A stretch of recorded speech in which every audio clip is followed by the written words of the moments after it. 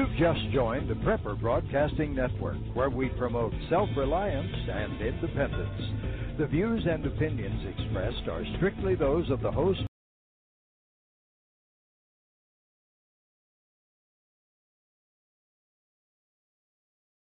or their guests. Visit us in the interactive chat room at prepperbroadcasting.com.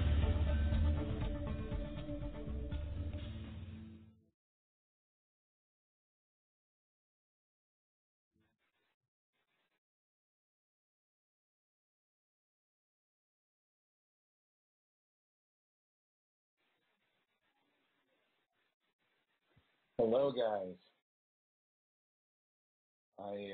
We have a nice show planned tonight, a kind of a laid-back show.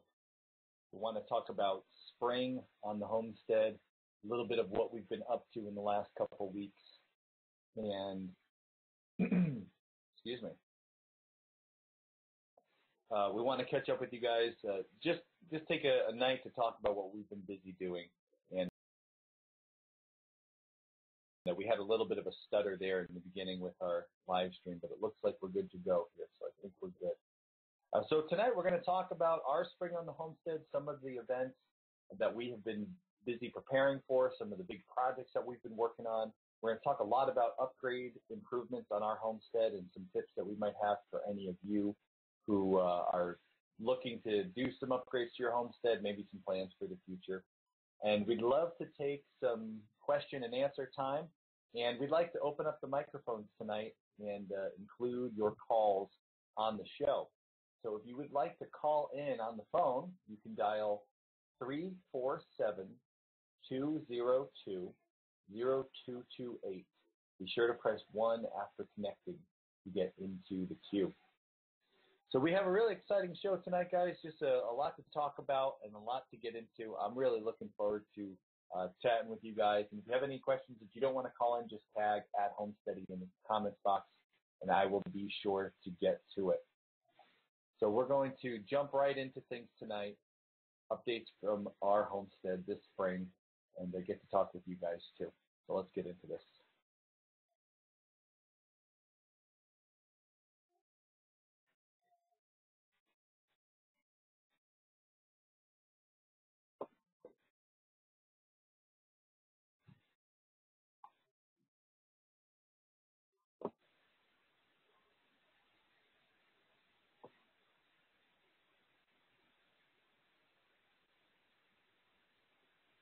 All right, so everything looks good here with our sound. Looks like everything's working, and be sure to let me know in the chat box if we have issues there. So let's talk about spring on the homestead. Spring is every year, probably as any of you listening have any kind of small farm or small homestead know, spring is crazy. And it's one of those times that we look forward to all year long. We really are excited about spring. We want to get started as soon as we can in the winter time. And by about June, we look, we wipe the sweat from our brows and we look back and we say, wow, where did the time go? It flies by, and it's very, very busy. Our spring has been no different this year. It has been one that is jam-packed. And we've been really focusing on improving the infrastructure to our farm. And we're going to get into, we're going to talk about a couple of the big projects. We've shared a lot on YouTube about those projects, and we want to make sure to share some of that with you guys. So don't forget, too, at the end of tonight's episode, we're going to do another giveaway. So if you're here at the end of the episode, we're going to be giving away another prize for our 10,000 subscriber giveaway. So be sure to stay put for that. So the big updates that we focused on this year on our farm, we have learned the lessons over the last few years. We have realized that infrastructure is king. When you want to run a farm, when you want to run a homestead, when you want to have livestock and animals, it's very tempting to run out and buy those animals. It's exciting. It's fun to bring animals onto the farm. Maybe if it's not even animals, maybe it's plants. You go out and buy some transplants, or you buy a bunch of seeds. And as fun and as exciting as it is to bring those plants and those animals onto the homestead, if you do it before you have the right infrastructure, you'll learn some hard lessons. And we have, over the years past, learned these lessons in multiple ways. We've had animals that have escaped. We've had bad quality pastures, which didn't allow us to run the animals in a healthy spot, caused problems. We've lost animals. And so we've learned this lesson the hard way years past. You have to have good infrastructure. It makes your life easier. It makes your farm run smoother.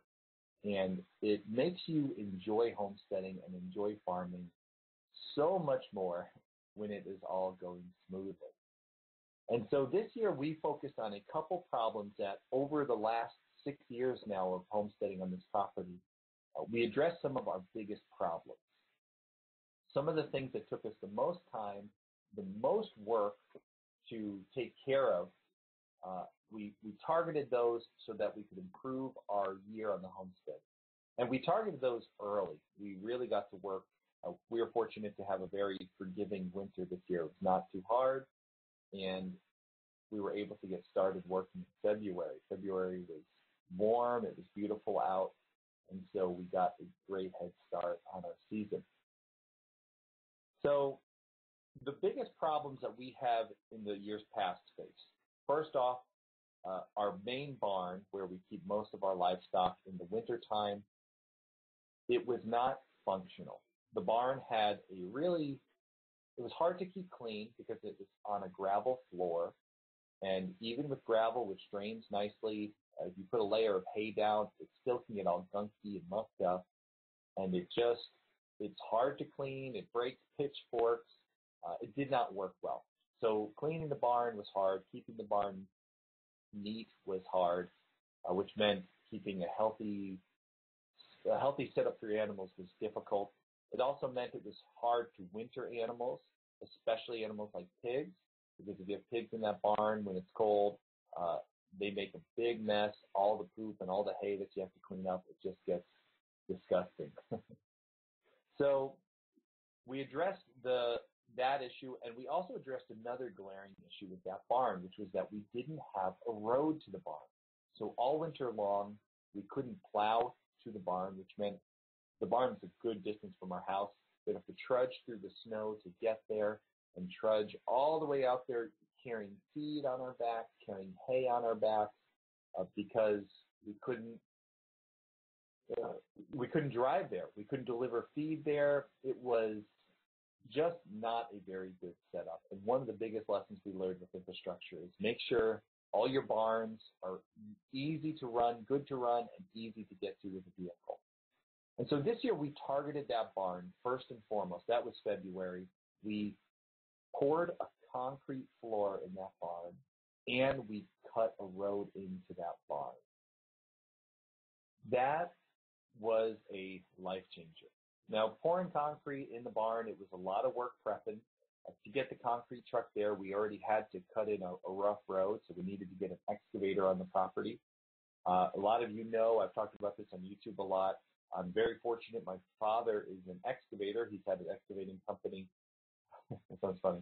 He's not an excavator. I like the machine. He runs an excavation business, and I actually worked with him for about 10, 15 years before I was self-employed doing what I do now. And so I grew up running the machine. So I'm able to, in the wintertime, borrow a machine that's sitting, that's not doing any work during the winter, and spend some time in those machines. So we cut a road in. We took a ton of fill out of that area, and then we were able to get a concrete truck into the property all the way back to that barn. A concrete truck, you know, they're built for site work, so they don't need a perfect road. They can drive across dirt and rocks. You know, you just need a basic path for the truck to get there. We were able to put that in, and it was a lot of work. But getting the truck in, it went smoothly. The pour went excellent. I had an uncle who has a landscaping company who does a lot of brick work and concrete work. He came to help me out for the day. And one of the things we do all the time with projects here on the farm is barter. And this is something that no doubt you other homesteaders are probably very active doing. We have a surplus of meat from our homestead. We have a freezer full of chicken and a freezer full of pork. And so anytime I can, friends and family who come here to the farm to help out, I always love trading some meat for some skilled labor. So I had my uncle here. He was running the bull float, which was smoothing the floor out really, really nicely, and he went home with a lot of pork and chicken. So that's a nice way as you're growing your homestead. Get yourself a couple deep freezers and keep them full, because oftentimes it's a nice way to say thank you. I feel it's a little bit nicer with friends and family to give them this prized, beautiful meat than it is to hand them money. Money is fine for people you employ, or someone's down and out and they need it. But for a family member or friend who comes by to help, it's just nice to give them your beautiful farm fresh goods. So I see some Flying Dutchman made a comment in the chat box, barn floor drain to center and out. So we did put a drain in the floor, and that's a great tip. In the barn, we made sure to have an area. It doesn't actually have, well, it has a PVC drain that runs out, but it also is surrounded by gravel.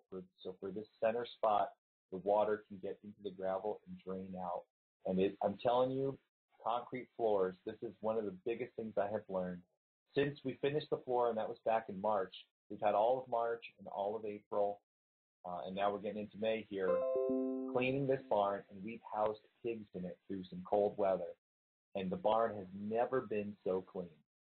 So make sure that if you're thinking about it, making that upgrade to a concrete floor is well worth it. And it was not that expensive. We needed, if I remember correctly, we have about a 16 by 16 barn, and I did a walkway outside. We needed maybe 3.5, something like 3 to 3.5 yards of concrete in the truck, and it was somewhere around $600. So an incredible increase for the property, incredible plus for the farm. The barn is working great. It feels like a real barn. It's easy to clean. It's easy to use, and that makes such a big difference. So that was our first big change for the farm, and it's been going really, really well. So we've been really excited about that.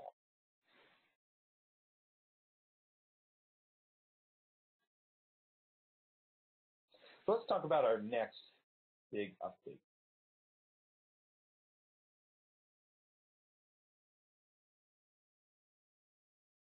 The next problem that we faced, and this was a major problem. It's something that's been plaguing us for, a couple years here. The issue of not having good pasture on this property. When we moved in here, this was not a farm. It was not a working farm. There was no fenced-in area, no fields, but we saw the potential. We knew we could improve it, but we also knew that improvement was going to take a lot of work.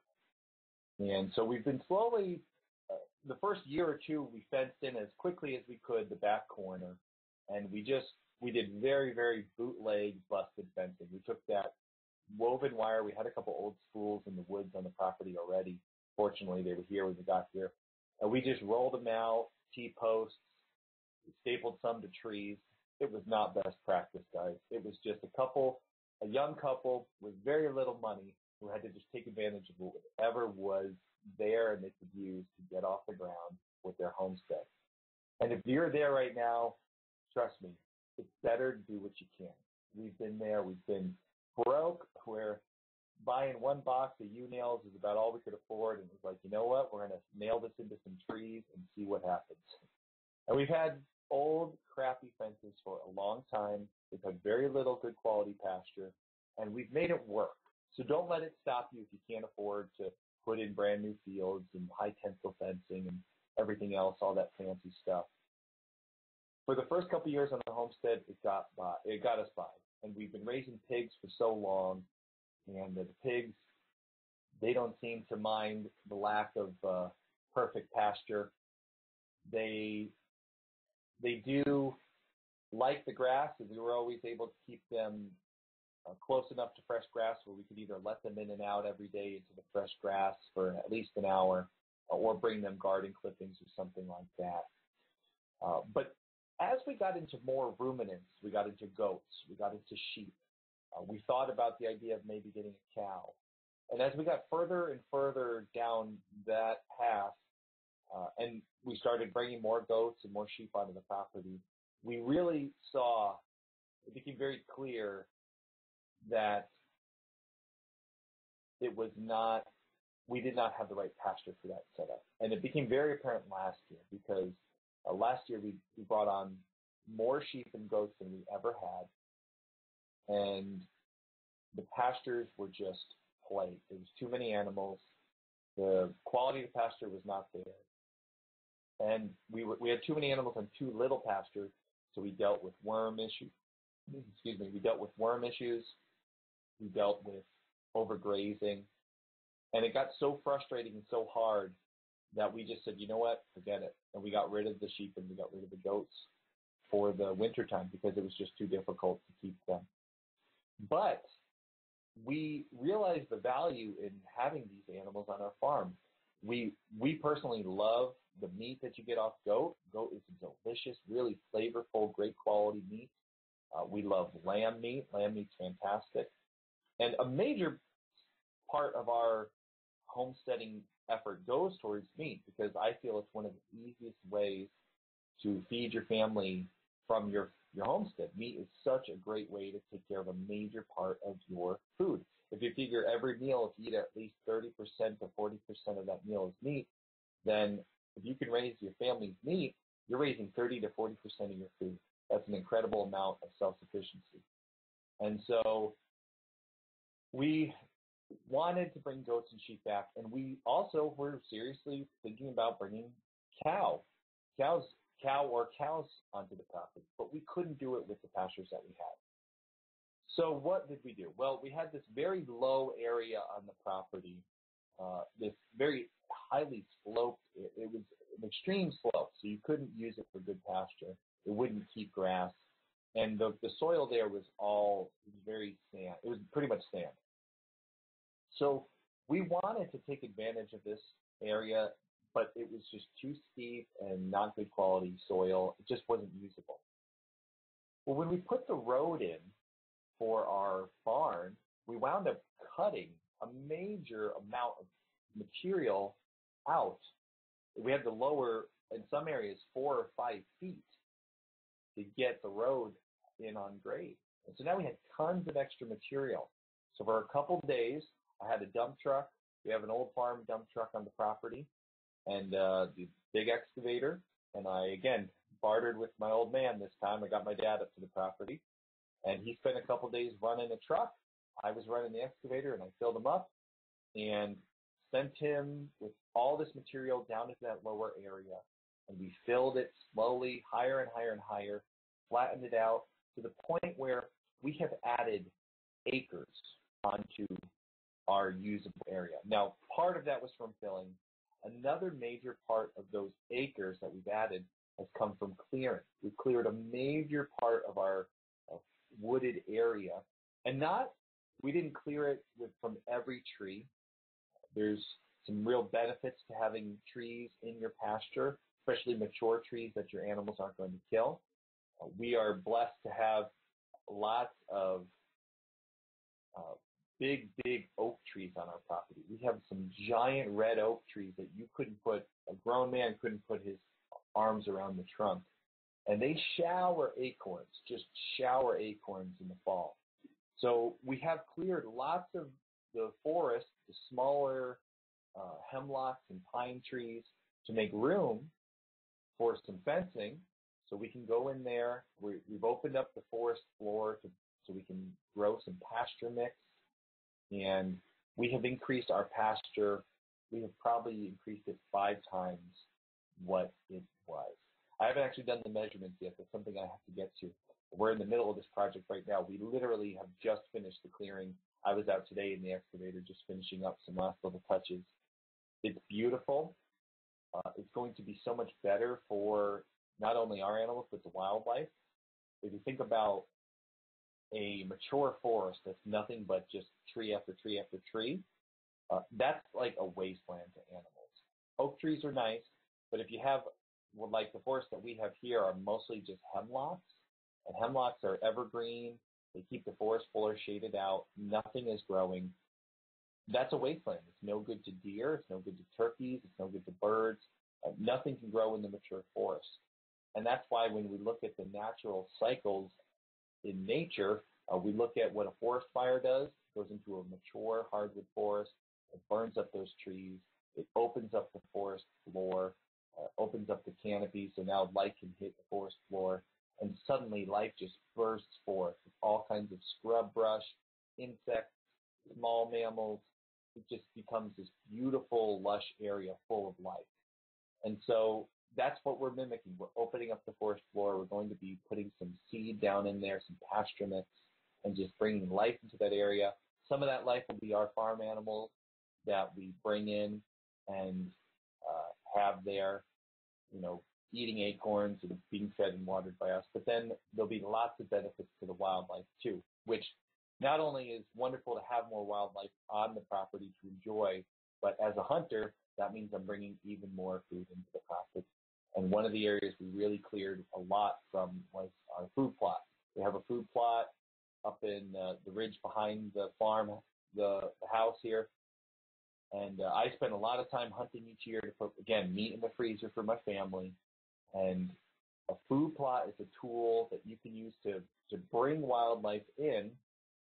I especially like it on my home property because I like to take my kids hunting and I like them to actually get to see something. A lot of times when you go out hunting, you can sit there for a couple hours and see nothing. So I'm trying to improve the chances that my kids get to see something while we're out and keep the wildlife centrally located coming towards my property and not running away from it. So we've spent a lot of time clearing in the woods.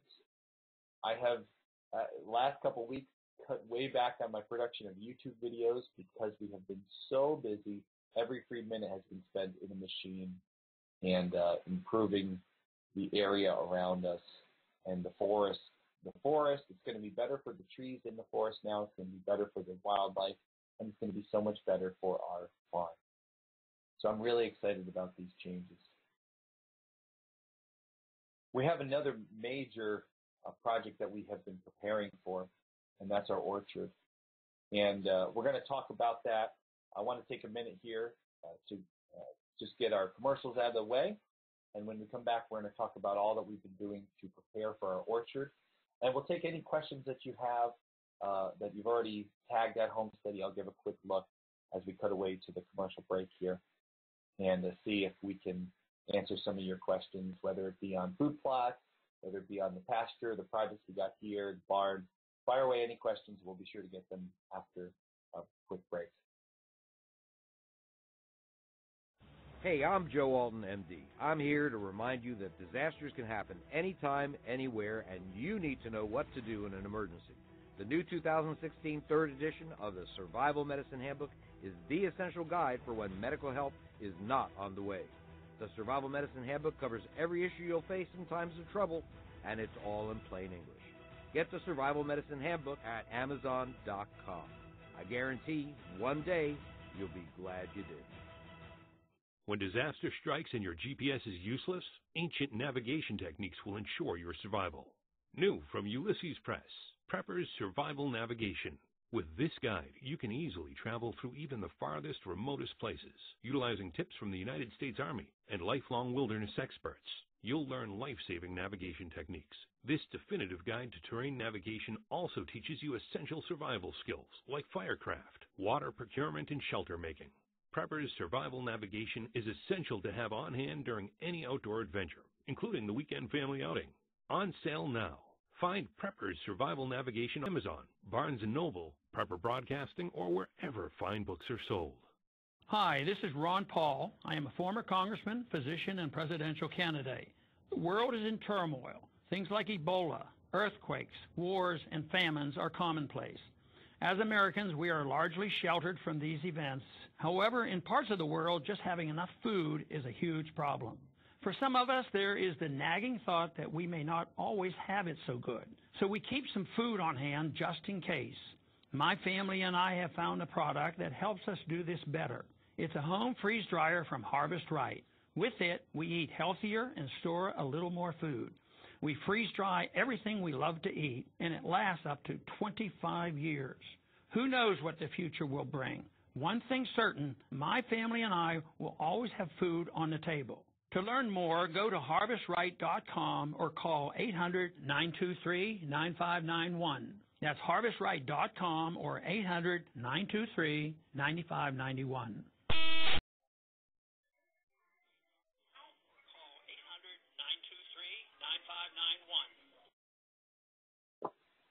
So we're back. And I want to talk about our orchard, the big plans. But before I do, I just want to cover, we had a question from Line Flyer. He asked if we had raised and eaten geese. Line Flyer, we have raised geese before, but we have not eaten them yet. So, sorry, can't help you there. We had a question on Prepper Broadcasting. What is your YouTube channel? So guys, just search YouTube. In YouTube, just search Homesteading and you'll find our channel. Going through, seeing if we have any more questions here, guys. Just be sure to tag at Homesteading. It makes it easier to find them.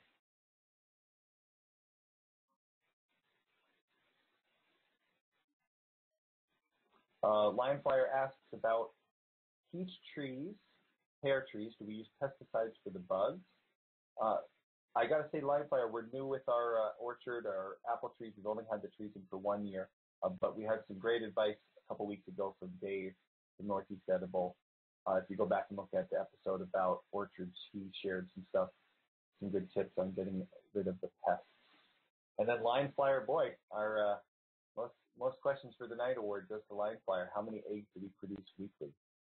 Weekly, that's a tough one. We probably get about 6 eggs a day, so you can do the math there.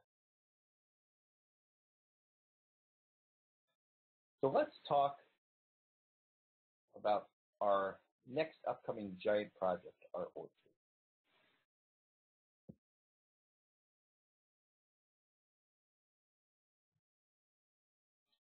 We talked about this in an episode or two ago. We talked about the whole idea of how planting fruit trees is a great decision for any homesteader because those fruit trees can yield year after year after year and improve your self-sufficiency. It can improve the amount of food you're able to get off your property. It can do so much better. And the beautiful thing about the fruit trees in the orchard is, unlike a garden, which every year you have to repeat so much of that work. You have to replant, you have to thin, you have to go through all that same work every year. The orchard, the fruit trees, those keep producing year after year. And if you do it right and if things go well, they can produce more and more with less work. So we have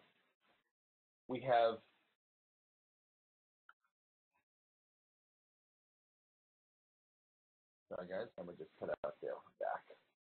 So we have really focused our efforts this year on, instead of gardening so hard and vegetables, we're going to lean heavy into fruit. We have a caller who's calling in, Rose. And before we dive into this topic, we'd like to take Rose's call. So let's put Rose on. And just give me 1 minute here to configure this so we can hear Rose.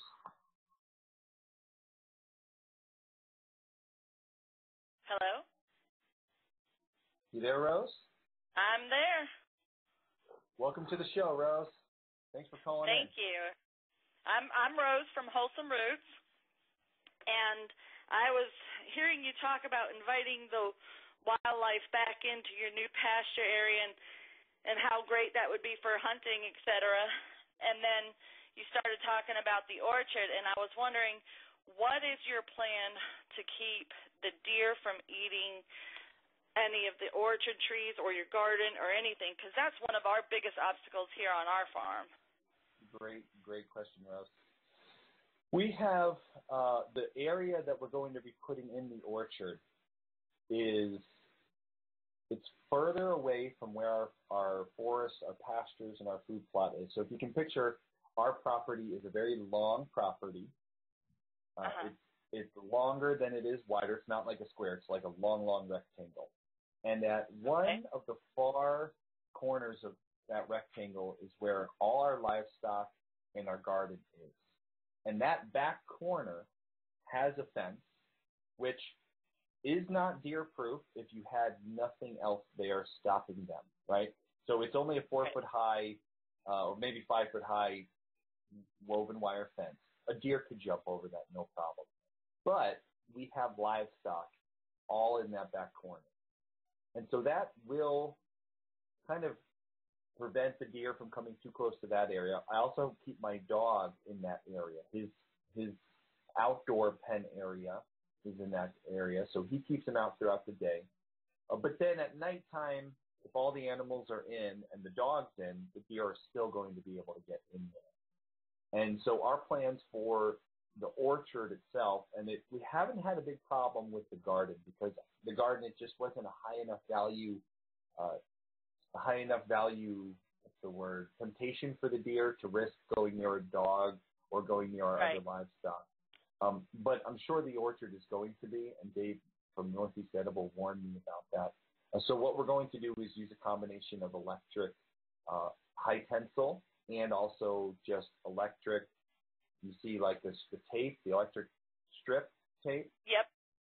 And one thing that I have seen which works really great for electric for the deer, instead of doing, imagine like 2 or 3 strands of one above the other for your fence for the deer, where they have just a single straight, like vertically they're all in a row and they can kind of leap right over that. Deer have very bad depth perception. And so what they say you should do is you do 2 strands, one low and one high, right, one above the other. But then your third strand, you actually bump out from the other 2, and you make it closer to them and kind of in between the lower and the higher one. So now you have a 3D like a stair step. Yeah, like a stair step, or even like a triangle with the closest strip out being kind of the apex of the triangle. Okay. And so what you're creating is a 3D fence. And because deer have bad depth perception, they're more likely to bump into that first one that's sticking far out, because the first one sticks further out than the other 2.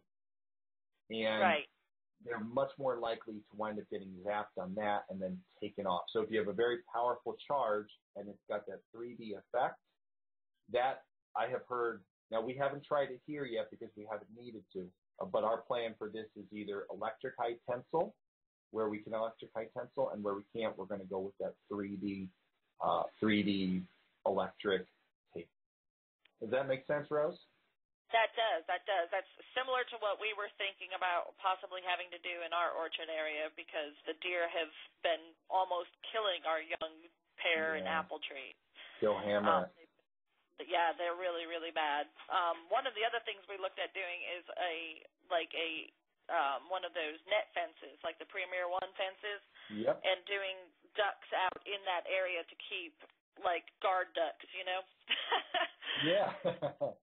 You know, certain animals, deer are easily spooked, and certain animals will definitely keep them away. You might look into geese, because I know geese can be protectors of the flock. They're a little bit bigger. They might make a bigger fuss. Yes, they do make a lot of noise. The one thing with the Premier One fencing, and because we use that here, we've in the past partnered with Premier. They make awesome products, and I love their stuff. I'm no longer partnered. I don't get paid to say that. I just love their stuff. But it is, if you have a large orchard, the netting can get very pricey. And the thing I don't like about the netting is the maintenance is tougher. So you have to make sure the ground is clear. So you have to weed whack that, or some people will spray pesticide if they don't want to go that route. We didn't want to use pesticide, so we had to weed whack the bottom of the netting. So that the 3 tape method, the 2 tape and then the one sticking out, it's going to be easier to maintain, because you could walk with a weed whacker right underneath that, and once a week, just really easy without moving anything. You could go and cut.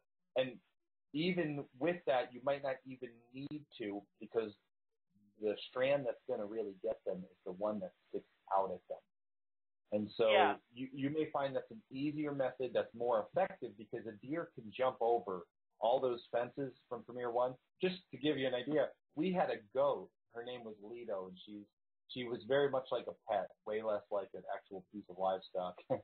But Lido could jump right over that. Yeah, it sounds like every goat, right? Lido would jump over that fencing, no problem. If there was the slightest little dip, and she was not as tall as a deer, and, deer are very, very athletic. They're very, they can jump really high, really fast. So the woven wire, if you're doing it already because you want to have ducks in there, then the electric netting. If you already want to do that, then that's a great way. And if you have some geese in there or something that's going to make noise and cause a fuss, then that sounds like a really good method. But if you're just trying to keep something out of your orchard, you might find that 3-tape method, that 3D fence method, works really well. And I got a resource for you, Rose. If you search on YouTube, growingdeer.tv, there's a channel, Growing Deer it's called, and they're a hunting channel, but they talk a lot about using electric fences to keep deer out of areas. Part of what they do is they build food plots and they keep the deer out of them for 6 months out of the year so that they're really lush and green and healthy. And so he'll break it down, this process. That's where I learned about it. He's a wildlife biologist. The guy's a genius. Grant Woods is his name. We've had him on the show in the past. And he's just a wealth of knowledge, and he'll show you in the video exactly how to set that up. So we don't have a video to share, but go check out growingdeer.tv and search, electric fence or food plot, that sort of thing, and I'm sure you'll be able to stumble across his method. It works fantastic. So I hope that helps, Rose. It does. Thank you so much for answering my questions. I really appreciate it. Well, thanks for calling in, Rose. We love having callers. And if you'd like to be on the show like Rose was, guys, just call 347-202-0228. Be sure to press 1 after so you can get into the show. Thanks for the question, Rose. We've been getting a lot more questions here. And let me see here. I want to make sure I'm not missing any. We have been asked, this was funny, as we were talking to Rose, somebody mentioned that their problem was not deer, that it was kangaroos. So I love how international our audience is here. This is just fantastic. So let's see, a shout out for us in Australia on Silhouette Park Farm. There you go, guys, Silhouette Park Farm. Thanks for listening. We got Australia listening here and sharing in tonight. So that's awesome. Let's see. What breeds of chicken do we have for layers? Justin asks us. So Justin, we have, right now, the only chickens that are laying eggs are our Aracanas. My son's got the chickens that lay those nice bluish green tinted eggs, and they're doing fantastic. We also have one single brown chicken. I don't remember what kind of chicken that one is in the mix. Our up-and-comers for the year, we have some Rhode Island Reds. They're pretty much an old faithful you can't go wrong with, so we have some of those for raising. We bought some very special blue Marins for my daughter. They will lay a dark chocolate egg. My son has the blue eggs. My daughter has the chocolate brown eggs, and mine has everything else. So that way we know whose eggs are who when we go to collect them. But last year we sold all of our egg layers, so we've been eating my son's, and I've had to pay the kid to get eggs on the table. So we worked it out. Brian, the suburban escapee's husband, Brian. So Alexia does our write-ups. Brian's with us tonight. He asked if we thought about bees. Brian, I will leave the bees to you guys. Kendra used to raise bees, and she was, it's something I think she would like to do eventually. Again, she did it with her dad. Her dad was a bee guy.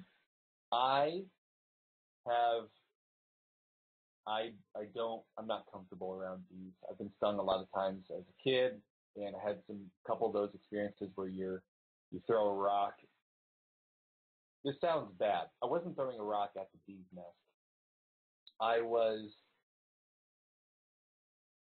working, and the job was to clean rocks out of the lawn. So it was my job to throw rocks into the woods. I wasn't targeting the bee's nest, but I was picking up rocks. Like I said, my dad ran an excavation business. We were cleaning up a property, and I was just chucking rocks into the woods. And I just chucked this rock, not looking, and all of a sudden I feel them on me, the bees just going nuts. And I took off running. And this is not the only time that's ever happened to me. I've stepped on nests in the woods, and I have some bad bee experiences. And all that accumulated to just getting thieved out by bees. Now, I know I don't want to malign the honeybees. These were not honeybees. These were yellow jackets, which are not the same thing. And we have a really good podcast all about bees where we defend the bee. But for me, I can't handle being around a swarm of bees. So that would make me a pretty bad bee guy. So we'll leave those to maybe my kids and my wife will do in the future. We actually looked into getting someone who does a bee service, where they'll bring the bees onto your farm and they'll take care of the hive and check in on them for you.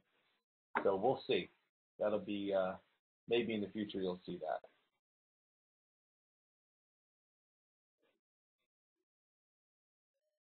So Lime Flyer wants to know what varieties we planted in the orchard. Let's get back to chatting about the orchard. It's 9:40, and I want to make sure we talk about this big orchard project, because we actually, this Saturday, are putting the orchard in, and you guys can come and join us for that event. The orchard planting is taking place 10 o'clock. We are located in Connecticut. Tickets are $7, and I know what you're thinking. You're selling tickets to help you plant your trees. The tickets are to pay to get our instructor here. I am not teaching the class. Dave is teaching from Northeast Edible. He's coming, and he's going to teach us how to put trees in. So we're helping cover Dave's expenses for the day. He's coming from New Jersey, and he's going to teach us how to do it. He's going to bring things. He's also going to be selling trees at the farm, which are going to be an incredible deal. He's got some really great bundles, and you can check those bundles out if you go to northeastediblenursery.com. You can see the bundle options. He's got a beer brewing bundle. He's got a what else does he have? He's got a small beginner orchard bundle, some really fantastic deals. But Dave's coming to teach us how to plant our trees. And if you guys want to come to the event, tickets are $7. You can go to thisishomesteady.com right now, and right on the homepage, click the button, and it'll take you to the spot to buy your ticket. Here's the problem. You've heard how great of an opportunity selling a huge variety. We have apples, we have pears, we have peaches, we have nectarines, we have mulberries, we have cherries, persimmons, pawpaws. We're putting blueberries, raspberries, an incredible, diverse array of fruits. And one of the things that everything like seed apple trees, he talks about is diversified. If you have an orchard that has just 100 apple trees in a line, and a wasp or a pest shows up that likes to eat apple trees, and apparently, according to Dave, everything likes to eat apple trees, he will take out tree after tree after tree, and they'll just grow and grow and grow.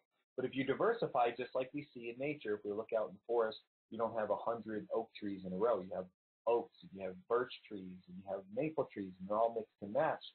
That helps biodiversity. It helps confuse the pests, helps keep things running better. So we are mixing and matching 2 of every kind of fruit. We have some nuts. I think he's bringing in some nut tree. I forget which kind. Dave's the mastermind behind the design. He's going to be bringing all these in. We're going to be putting 2 of each kind all over the place. And then on some of the borders, we're going to be putting our berry bushes. So it's a really, really cool project. We're going to be taking video. I'll make sure that the video we'll have some of the clips on YouTube. We'll have some of the whole event. But if you want to be here in person to join us, we're in Connecticut. Go to the website. You can find all the information at thisishomesteady.com. The area where we're putting the orchard used to be our secondary pasture area, and so it's a very fertile area. There's a lot of fertility there. Because we had these animals, we were running in the grass. They were, pooping, manure, hay all over the place. I could see as we were preparing the spot the difference in the color of the soil versus where we were excavating for our road, for example. But just to make sure we get off at the right foot, to prep for the big orchard install, I went and bought 5 yards of topsoil and compost mix. So it's a 25% compost, 75% topsoil. And a great tip I have for you guys, if you're looking to start, a big project and you got to buy a lot of compost, a lot of topsoil, if you can find a way to buy it in bulk, just to give you an idea, I know you go down to Home Depot, you can pay for a small bag, you pay like $10 for a little bag of stuff, maybe $20 for the organic stuff, and you just get this little bag, for something like $10, $20. I just picked up per yard, $22 per yard. A yard is like a 3x3, right? Accountant Mike should be on here to correct me on that. I'm sure someone in the chat box will help me remember what a yard is. But just a ton of material for $22 per yard. I got 5 yards.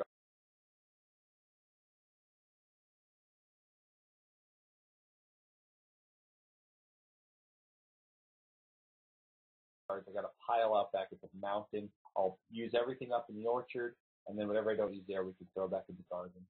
But it was so cheap. And then we have a pile of wood chips on our property. Every time I see the tree cutters coming by, I tell them, guys, if you're cutting trees, I got a spot you can dump them. I have a separate driveway just for the tree guys to drop their cuttings. And so we have just a huge pile of wood chips. They drop them and leave them, and I use them for the gardens, for weed suppression. We'll put them, after we plant the apple trees, we'll cover the mounds with wood chips. That'll keep the weeds down. That'll help hold in moisture, and it'll just be really good for the health of the orchard. So a lot of material for very little money. And we're going to have that all on hand on Saturday. So if you can join us for the live event on Saturday, you'll get to see Dave's method, how to plant things. You'll learn about the design of the orchard. And then you'll get to see how to use your compost when you're planting, how to use the wood chips. I'm familiar with the process because last year we did a video and with Dave where he taught us this. And you can check that out on the channel. Go over to YouTube. You can see what we did for that, Dave's method. But if you want, like I said, if you want to learn in person, we have this awesome event. And we would love to see you guys. We'd love to actually meet you in person because we've been broadcasting and podcasting and videos, but it's really cool when we actually get people here, we can shake hands and, get to know a little bit better. And it'll be a really fun day on the farm. I'm sure my wife will bake something yummy, and the kids will bring out their special. My son's got a signature line. Maybe I can get him to put that together. So I want to take a few more questions here. We got about 10 minutes left in the show tonight, and we have a lot of questions. So make sure to tag @Homesteady if you want your questions answered. And I am checking the Prepper Broadcasting chat too, guys, if you have questions. So just tag @Homesteady. It helps make the words pop. It gets hard sometimes to catch everything. So we talked about the varieties. Be Not Slothful asks, have you considered meat rabbits? We would love to do meat rabbits. I think that'll be something we do next year. Meat rabbits we finally found a source in the area. I'm going to go do an interview with them, hopefully in a month or so here, and then maybe next year. This year we just have too much going on this spring. It has been crazy. Excuse me. Talked about bees.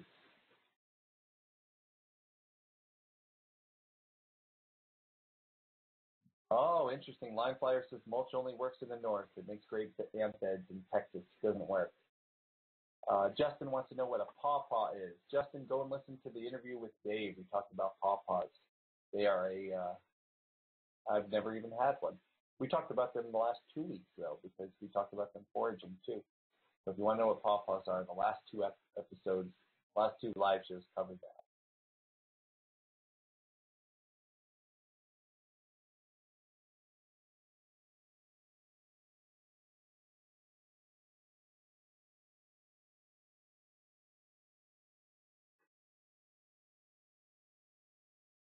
All right, guys. I don't see any more questions. Look like they've covered most of those.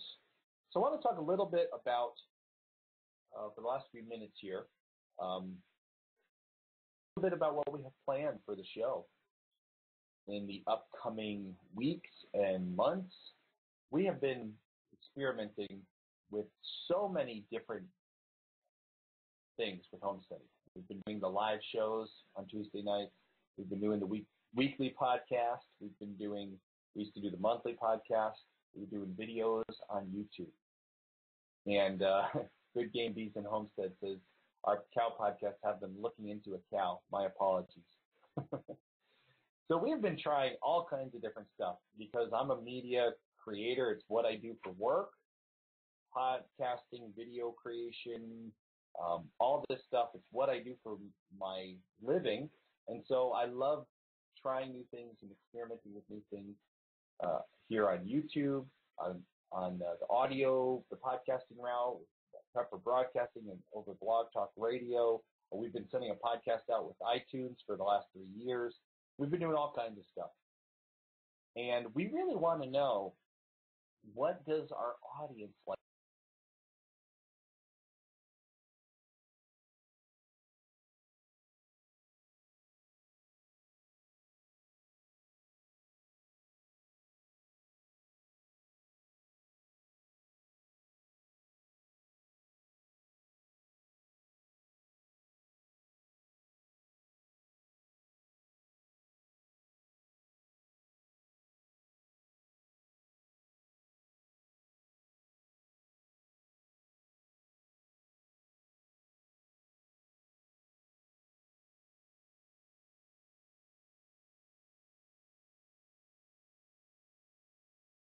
Another caller, guys. We have Kelly.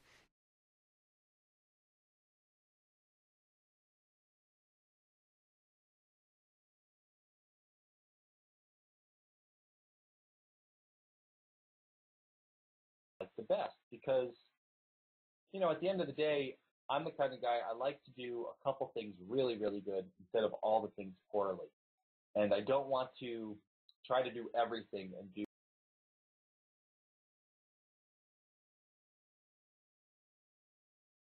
stuff less quality than what we have been striving for since day one. When we first started the show, the goal was to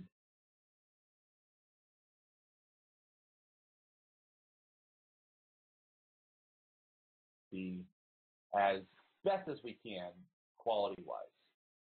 So we're going to be releasing a survey very soon at our website, and hopefully by next week it'll be up and I can let you know. And we're going to be asking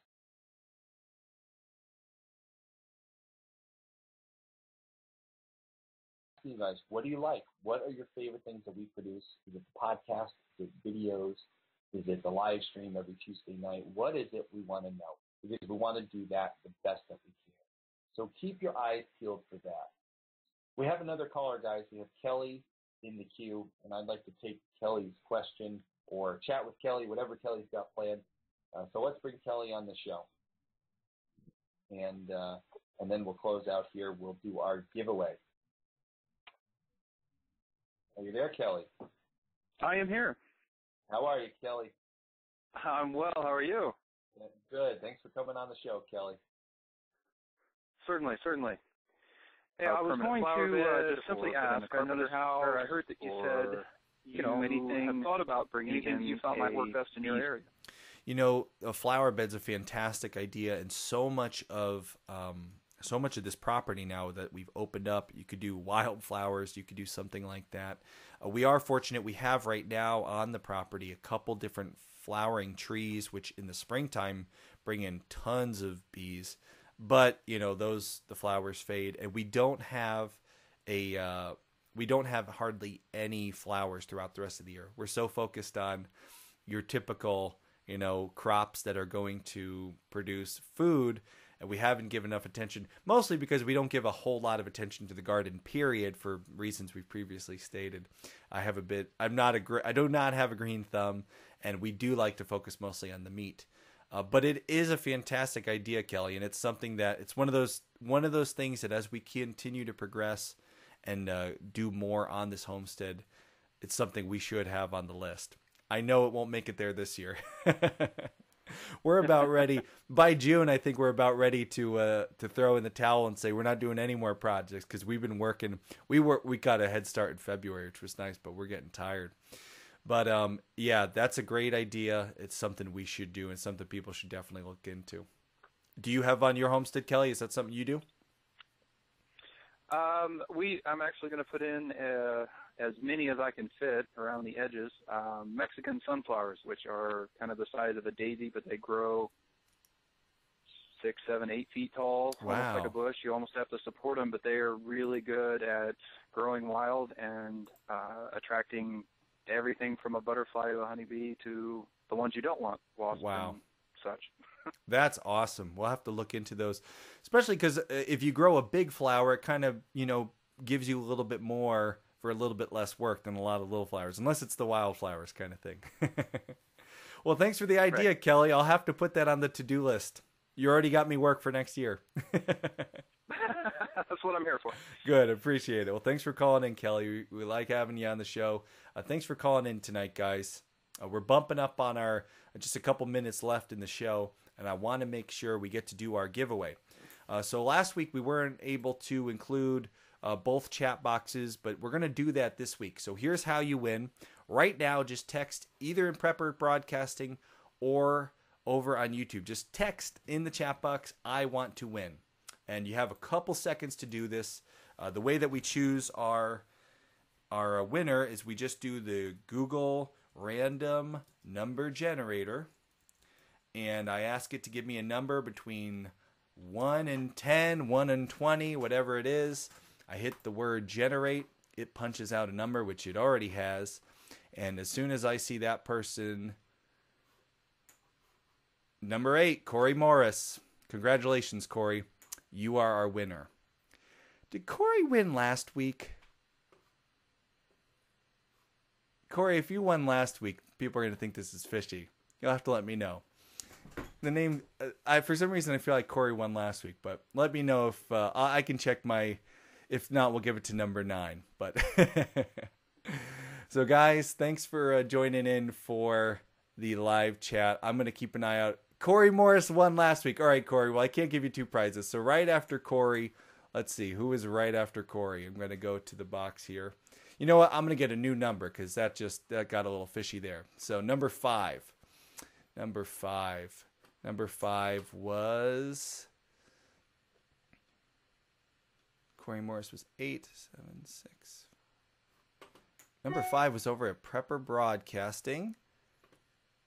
It was Flying Dutchman. Congratulations, Flying Dutchman. You're a winner. You'll have to email me, Aust@thisishomesteady, and I'll send you the prize. And Corey, don't worry. You got your prize coming, man. So, all right, guys.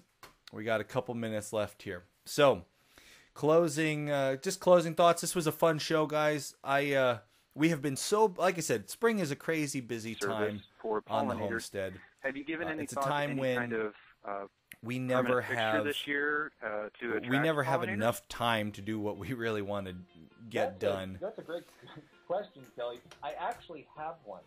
It's my Lost our video feed there in the closing statements. I have so spring is very busy. It's got us running around like crazy, and there's so much stuff going on. That's one of the reasons we really want to know from you guys. We're going to have the survey out soon. What do you love? What do you want us to do more of? Let us know. We'll have that survey up soon, and by next week, hopefully, we can announce that.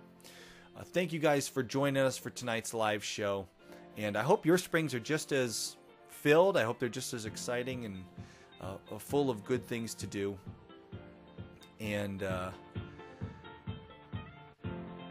yeah, you can tell, guys, I'm fried this week. We're preparing for this big orchard install, and it's got my brain full.